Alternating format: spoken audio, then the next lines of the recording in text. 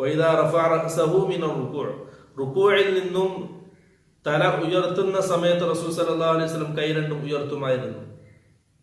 മറ്റൊരു ഹദീസിൽ ഇതിന്റെ ഭാഗമായിട്ട് നമുക്ക് കാണാൻ കഴിയും, ഇദാ ഖാമ മിനർ റകഅതൈനി റഫഅ യദൈഹി, രണ്ടാമത്തെ റകഅത്തിൽ നിന്നും മൂന്നാമത്തെ റകഅത്തിലേക്ക് എഴുന്നേൽക്കുന്ന സമയത്തും റസൂൽ സല്ലല്ലാഹു അലൈഹി വസല്ലം കൈ ഉയർത്തുമായിരുന്നു.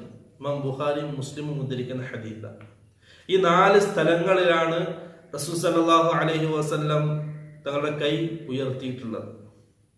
ഒന്നുകിൽ ചുമലിന് നേരെ, അല്ലെങ്കിൽ മറ്റ് മാലിക് ബിൻ ഹുവൈരിസ് റളിയല്ലാഹു അൻഹു ഉദ്ധരിക്കുന്ന ഹദീസിൽ കാണാം, ഹത്താ യുഹാദി ബിഹിമാ ഫുറൂഅ ഉദ്നൈഹി, സല്ലല്ലാഹു അലൈഹി വസല്ലമയുടെ 2 ചെവിയുടെ അഗ്രഭാഗത്തോട് ചേർന്ന രീതിയിൽ റസൂൽ സല്ലല്ലാഹു അലൈഹി വസല്ലം കൈ ഉയർത്തും. അപ്പോൾ 2 രീതിയിൽ കൈ ഉയർത്താം.